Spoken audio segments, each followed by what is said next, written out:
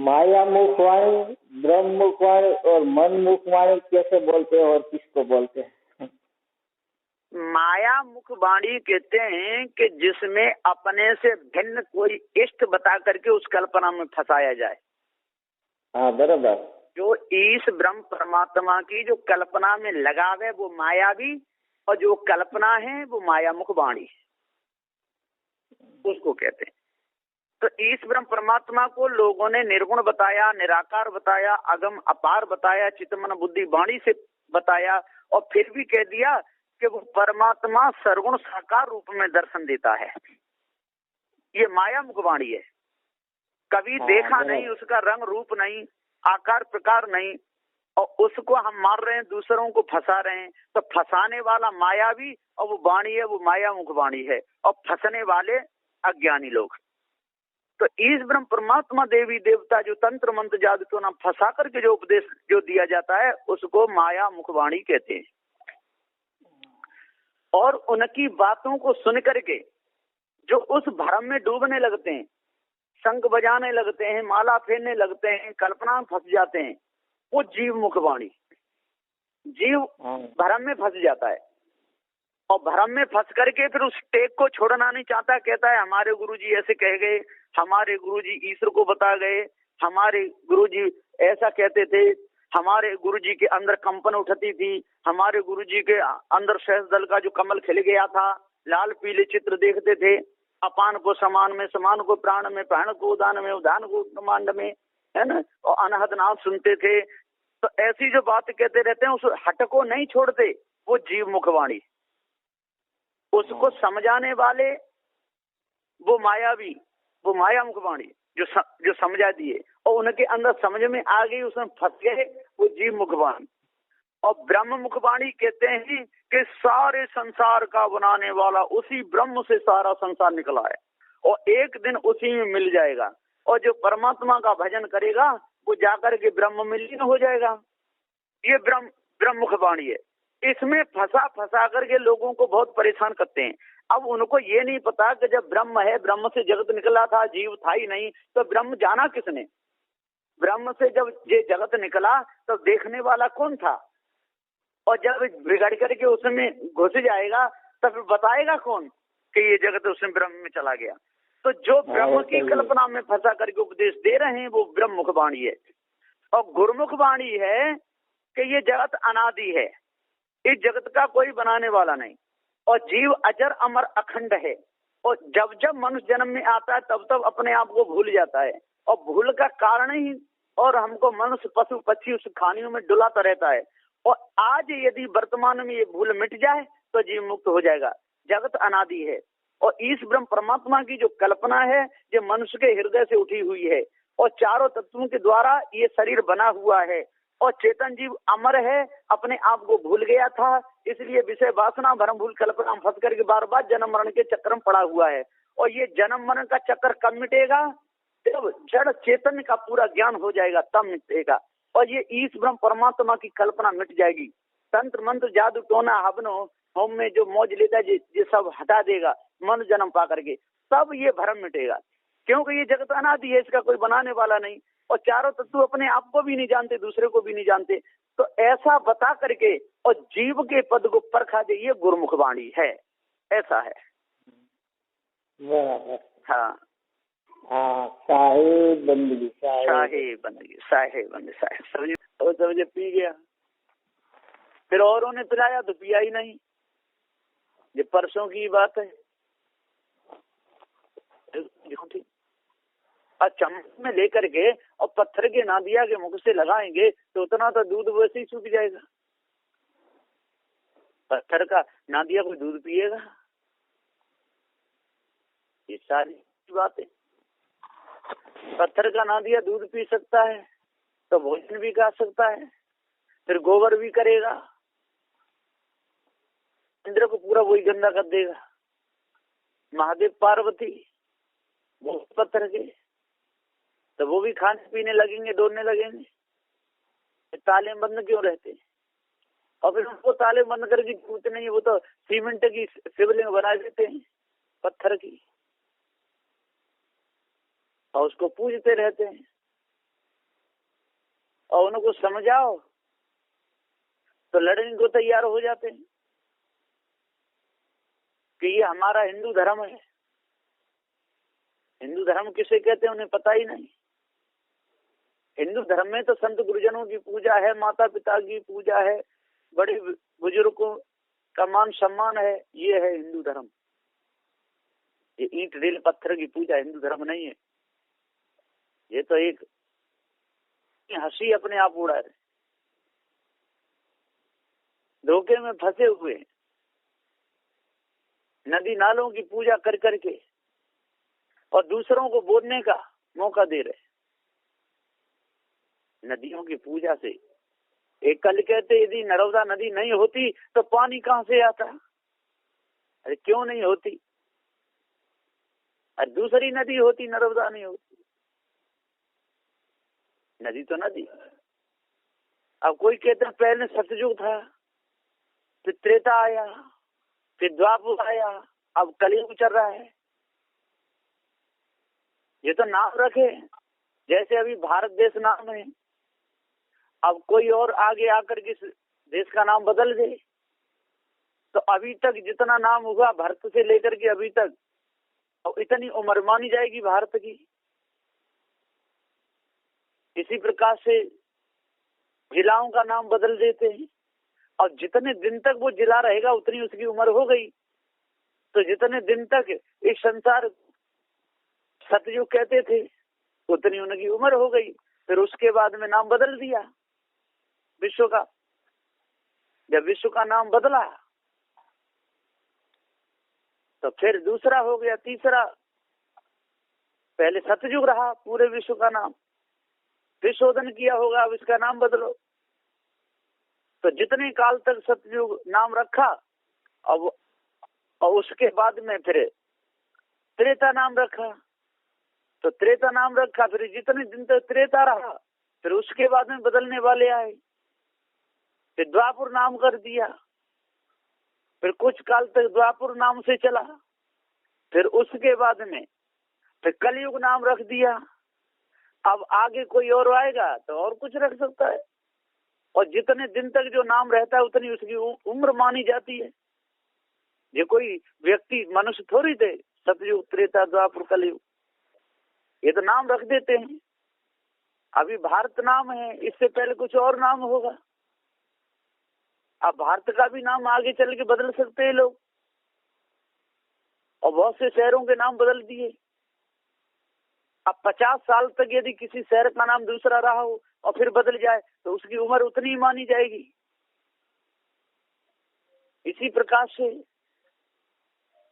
नाम बदल या साधु संत होते हैं, साधु होने के लिए जाते हैं संत गुरुजनों के पास में, तो वो पुराना घर का नाम बदल देते तो उतने दिन तक उसका वो नाम रहा, फिर उसके बाद में वो नाम हो जाता है। नाम बदलना ये तो मनुष्य के हाथ की बात है, इसमें कोई बड़ी बात नहीं। लेकिन लोग भूले हुए हैं।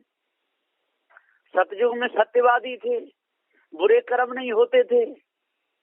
और सतयुग का जितना प्रमाण आता है बुरे कर्मों का शायद ही अभी आता हो। गुरु पत्नी को लेकर के ही गया बुद्ध का चंद्रमा गुरु पत्नी को लेकर चला गया। बुद्ध बेटा उससे पैदा हुआ। ऐसी ऐसी बातें लिखी हुई है। वृंदा से छल किया जाकर के विष्णु भगवान ने। कितने अच्छे कर्म होते थे देखो सतयुग में, बहुत जोरदार। उसमें तो मच्छ कच्छ 12 नरसिंह ये बता दिए। विष्णु भगवान कछुआ भी बन गए, मछली भी बन गए, 12 भी बन गए। कैसी कैसी बातें लिखी हैं। और कहते सतयुग में सतयुगी लोग थे और 30 हाथ का मनुष्य था। अब ये गप नहीं तो और किसने देखा वो 24 हाथ का मनुष्य? नाप तोल किसने की? क्या प्रमाण है? कुछ नहीं, केवल लिखा हुआ है। और कहते कई बार उत्पत्ति हो गई, कई बार परलय। जब विश्व परलय हो गई तो इनको पता कैसे चला? और सारा संसार कई बार ब्रह्म में मिल गया और कई बार ब्रह्म से निकल पड़ा है। इनका ब्रह्म सगुड़ भी जाता है और फूल भी जाता है, उसमें सारा संसार घुस जाता है और फिर निकल जाता है। तो जो विकार बाहर है और जब सिमटेगा जी ब्रह्म तो उसमें पहुंच जाएगा और फिर फूलेगा तो फिर बाहर आ जाएगा। इसमें क्या बड़ी बात हुई? उससे किसके पाप कटे? क्या विकार दूर हुआ? कुछ भी नहीं। तो इसमें सारा ये संसार भूला हुआ है और इस भूल को पारखी संत गुरुजन मिटाना चाहते हैं, उपदेश भी करते हैं। किसी किसी की भूल मिट भी जाती है 100 में एक आध की, नहीं तो सबसे ज्यादा भ्रम में ही अपने जीवन को बिता रहे हैं।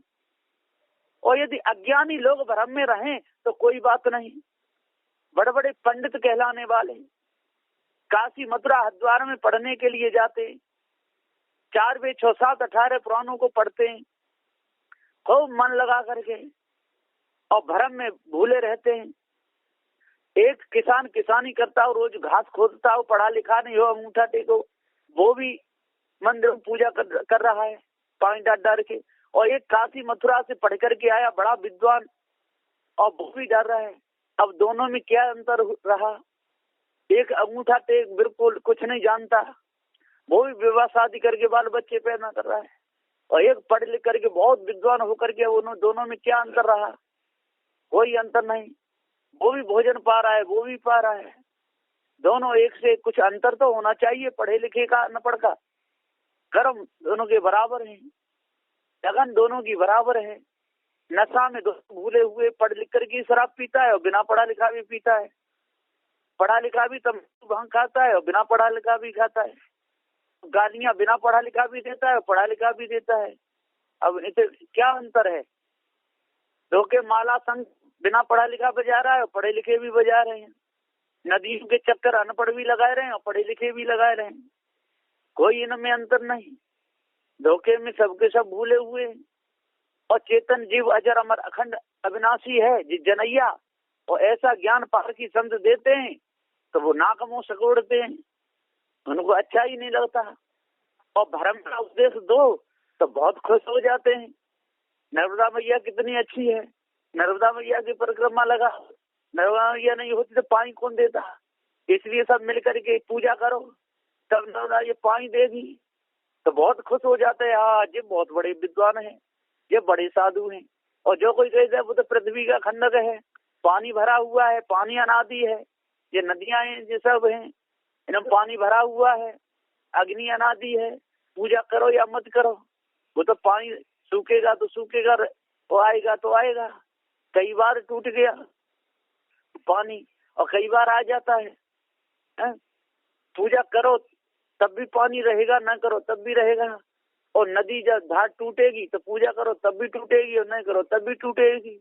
ऐसा कहते ही एकदम उनके अंदर आग जलने लगती है, भभूका उठने लगता है कि नहीं नहीं नर्मदा मैया है, जब हम पूजा नहीं करेंगे तो पानी नहीं देगी। ऐसा भ्रम लोगों के अंदर और छाया हुआ है ना। अरे पूजा करो या मत करो, पानी तो पानी है, पूजा करो या मत करो, अग्नि अग्नि है, पृथ्वी पृथ्वी है, वायु वायु है।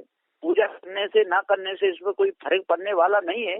अपने कर्मों को सुधारो, जो आपके गंदे कर्म हैं, जो आपके बुरे कर्म हैं, उन कर्मों को त्यज दो, पूजा आपकी पूरी हो गई। चोरी करते हो, चोरी को त्याग दो। जड़ाध्यास में अरे नर्मदा नाम की कोई मैया होगी, कोई बहन, कोई माता, वो नहाने जाती होगी इस नदी में, इसलिए नाम उसका नाम नर्मदा। नर्मदा नदी, अरे नर्मदा के नाम से ये पहचानी जाती है नदी, तो कोई माता होगी पहले की। और पहले तो ये नल थे नहीं और भी कोई विशेष साधन नहीं था, नदी नालों में लोग नहाते थे, और जो बड़े लोग होते उन्हीं के नाम से नदियों का नाम पड़ जाता था। कोई बड़े घर की बेटी है उसके नाम से, यमुना नाम की लड़की थी तो यमुना नदी का नाम पड़ गया। ताप्ती नाम की थी तो ताप्ती नाम पड़ गया। ये कोई नदियों के नाम नहीं है, ये तो लड़कियों के नाम है, उनके नाम से जानी जाती है। राजे महाराजे बड़े बड़े लोग थे, ऋषि मुनि थे, जंगल में रहते थे, उनकी बेटियां थी, और उन्होंने अपनी अपनी बेटी के नाम से नदियों के नाम रख दिए और लोग समझते हैं कि ये लड़कियां हैं, सूर्य की बेटी हैं। ये बहुत बड़ी भूल है। इस भूल को जब तक नहीं त्यागेंगे, जब तक अपने अंदर से नहीं निकालेंगे, तब तक ये भूल इनको परेशान करती ही रहेगी।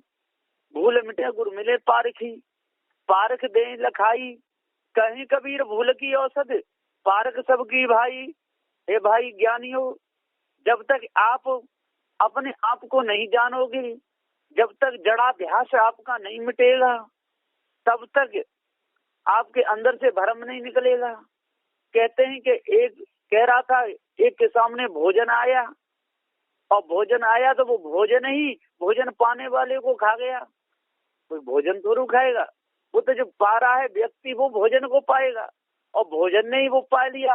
हो सकता है उसका प्रारब्ध पूरा हो गया होगा, शरीर छूट गया, भोजन तो पाता है किसी को। तो सदगुरुदेव जी पुकार के समझाते हुए कहते हैं कि लोगों के अंदर भ्रम लगा हुआ है और इस भ्रम को त्यागना नहीं चाहते, भ्रम में ही अपना जीवन जीना चाहते हैं।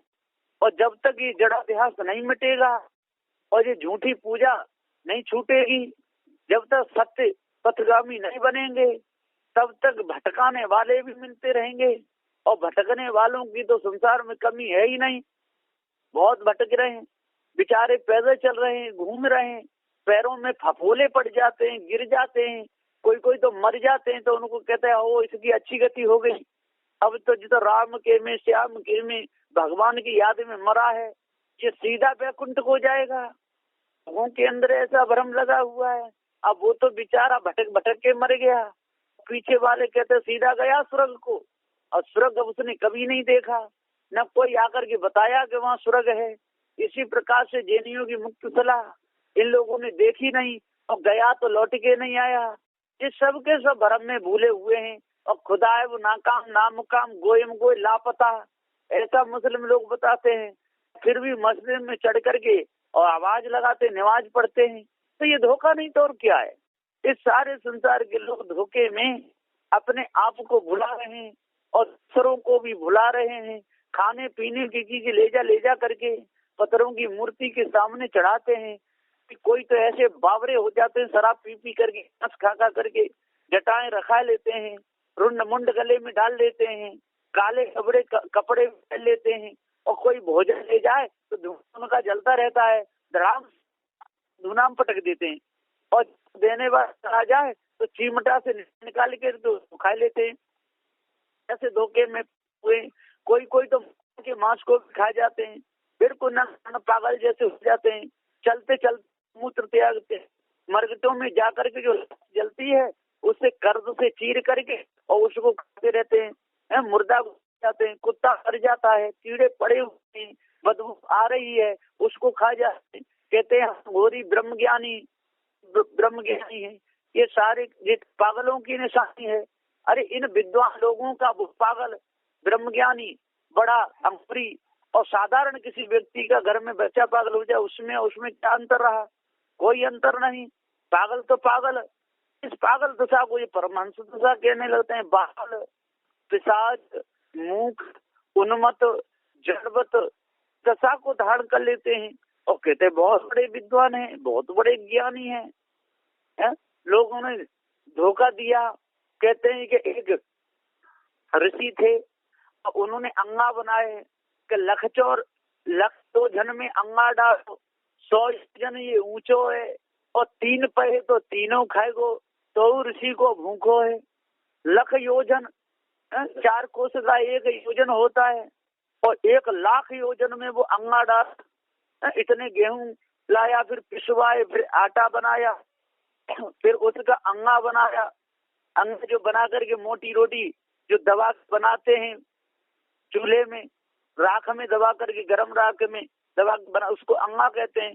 तो 1 लाख योजन लंबाई चौड़ा इतना बड़ा अंगा बनाया और 3 अंगा बनाए और तीनों अंगा को और एक ऋषि का चेला खा गया। लखचो योजन में अंगा डारा, 100 योजन जे ऊंचो है, 3 पहे तो तीनों खाएगो, तो ऋषि को भूखो है।